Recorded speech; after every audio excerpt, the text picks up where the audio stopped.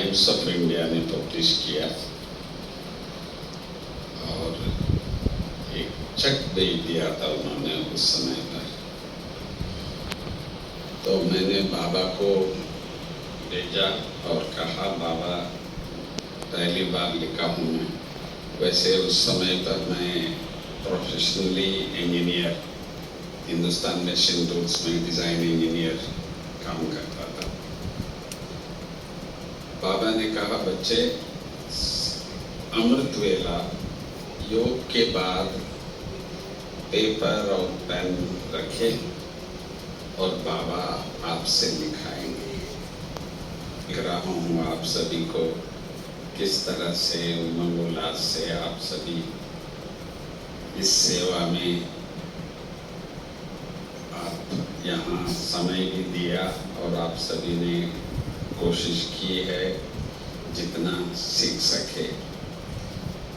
परंतु आपको ये भी शब्द सुनने में आया होगा कि दुनिया में 4 स्तंभ होता है, उसमें मीडिया भी एक स्तंभ है, परंतु ऑफिशियली उसको रिकॉग्नाइज नहीं करते हैं। पर मीडिया इतना प्रभाव है जो निग्लेक्ट भी नहीं कर सकते हैं। तो मीडिया वाले आते हैं तो उनके लिए आगे बैठने का भी जगह होता है और मीडिया वालों की एक बार परिचय हो जाता है तो थोड़ा सा ध्यान भी, जो बातें कर रहे हैं वो भी चेंज कर देते हैं और थोड़ा सा। तो आप सभी भी अपने आप को इस समय पर मन में आ गया है कि हम भी मीडिया के हैं।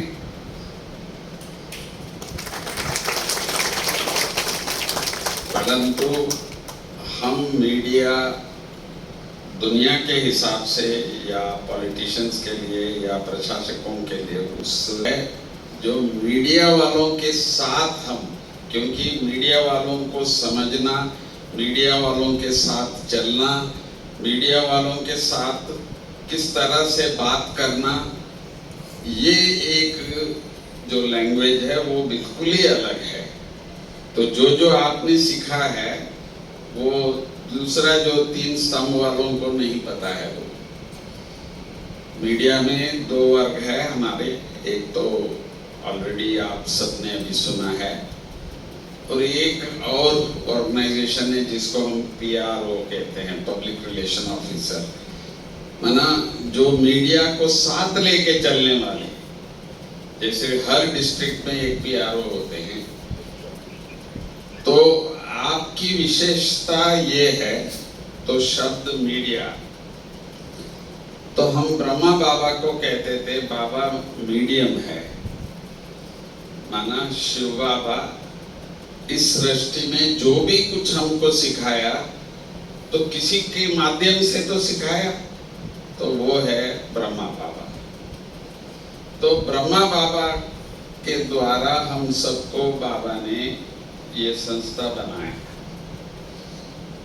ब्रह्मा कुमारी ईश्वरीय विश्वविद्यालय नाम दिया उन्होंने, क्योंकि ये जो नॉलेज है, ज्ञान है, तो ये बहनों द्वारा ही सारे विश्व को दिया जाएगा।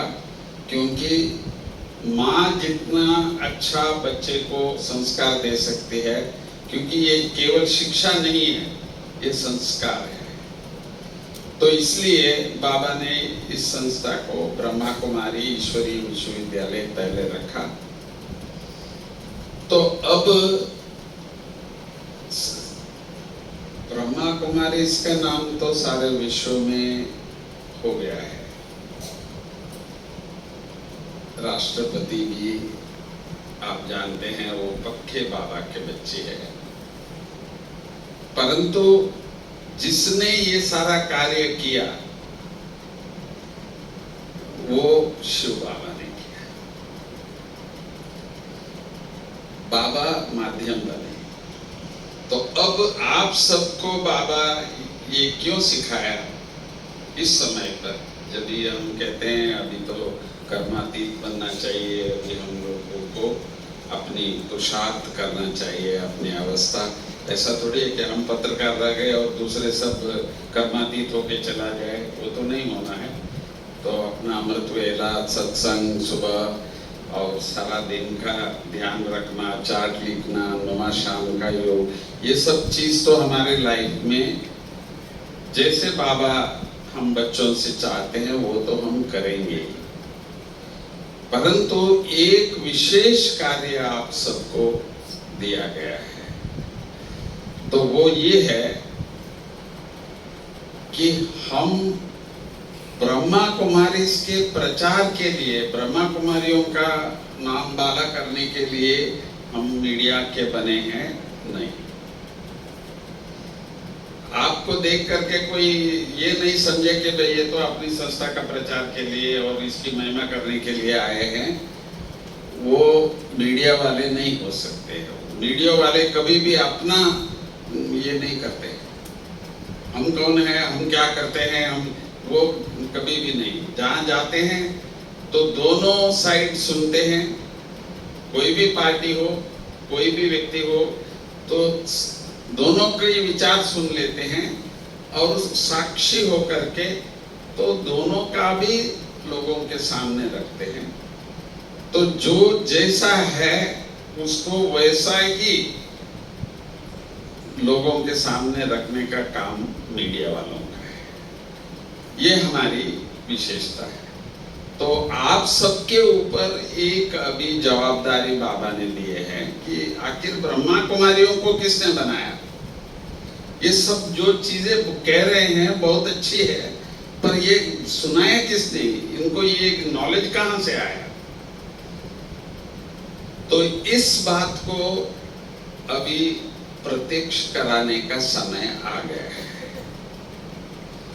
क्योंकि देखते हैं कि भाई ओम शांति वाले हैं, देखो सफेद ड्रेस पहने हुए हैं, तो संत है, सन्यासी जैसा ही इन्होंने ये सिर्फ कपड़े सफेद हैं। तो आखिर है क्या ये चीज। तो आपको मैं जो 5 बात जो है, जो बाबा ने हम सबको बताया है, वो आज हमको सारे दुनिया में सरल भाषा में एजुकेशन के रूप में हम दुनिया के सामने लाना है। ये नहीं कि हम ब्रह्मा कुमारी से वो हो गया है प्रत्यक्ष। तो पहली बात हमको क्या बताना है शिक्षा के रूप में, तो हम सभी आत्माएं हैं।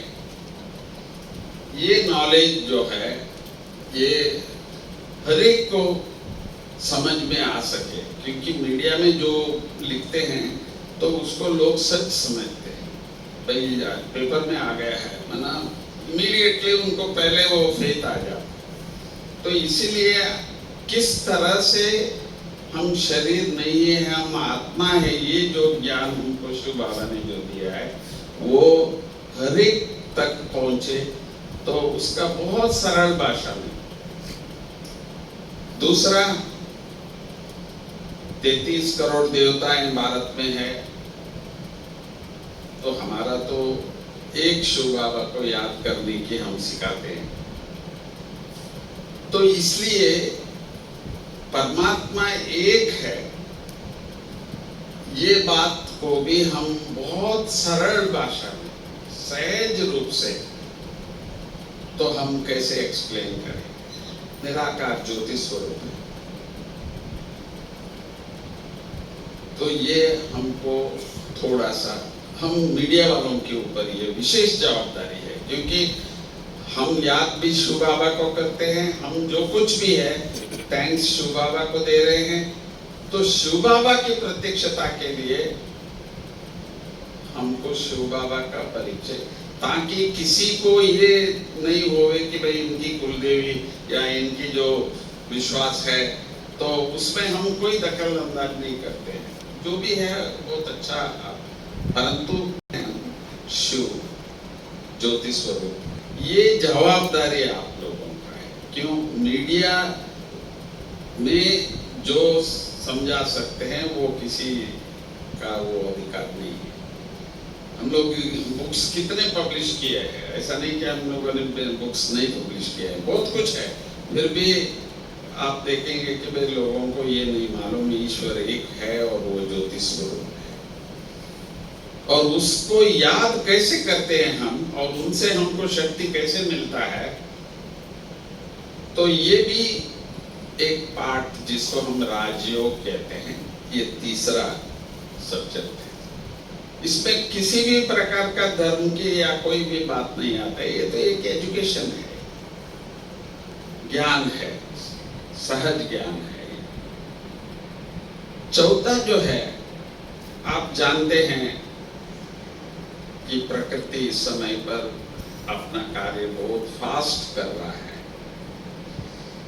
तो ठीक है, हवा आ रहे हैं, हवा ले रहे हैं, बट कोरोना टाइम पर हवा की क्या कितना कीमत था आप सबको पता है। तो प्रकृति भी ये क्या चीज है, जितना हम बच्चों को जो बाबा ने समझाया है, तो वो भी एक सब्जेक्ट है। ये प्रकृति कैसे चल रही है, तो ये श्रेष्ठ भी कैसे था, अब क्या हुआ है, तो अब फिर से वापस कैसे बनेगा। तो ये भी फिलॉसफी ऑफ एक्शन कहते हैं, कर्म का जो फिलॉसफी है, तो हम जो करते हैं वही हमको रिटर्न होता है, इक्वल एंड ऑपोजिट कहते हैं। तो इसीलिए ये प्रकृति में हम लोग सब कैसे जीना है, ये जो शिक्षा जिसको हम सत्संग कहते हैं, मुरली कहते हैं, जो रोज सुबह हम खुद 1 घंटा क्लास करते हैं।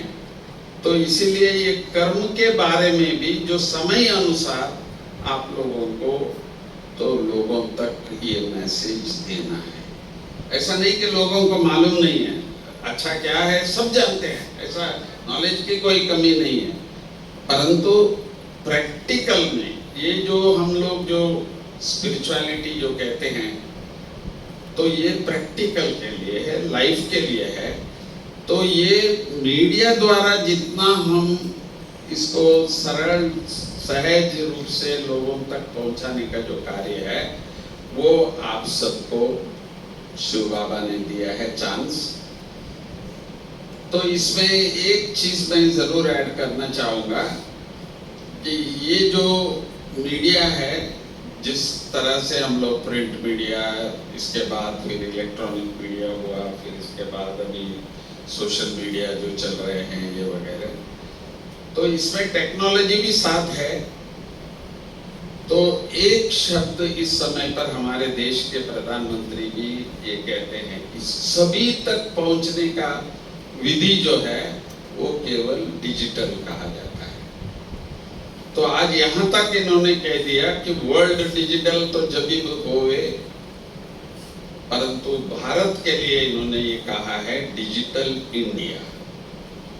हर चीज डिजिटल होगी, माना जो आप कहना चाहते हैं, लोगों तक पहुंचाना चाहते हैं, तो वो डिजिटल में हम कैसे पहुंचा सकते हैं। तो ये शिक्षा अभी थोड़ा सा आप लोगों को लेना जरूरी है।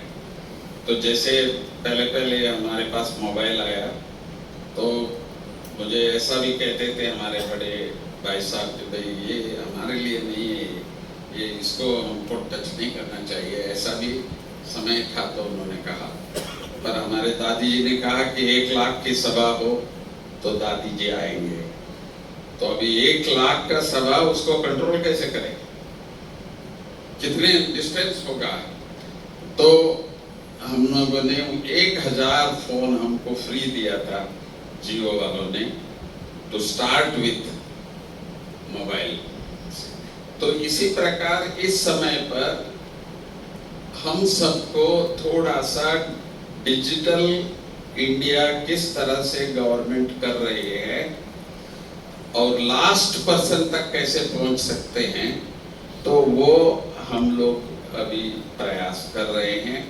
और जो भी हम लोग साधन आदि करेंगे तो वो आपको बताते रहेंगे। परंतु जिनको भी थोड़ा कुछ सीखने की इंटरेस्ट हो इस मीडिया के इसमें, तो इसके बारे में भी, डिजिटल इंडिया के बारे में भी, जैसे आपने देखा था 2G, 3G, 4G, 5G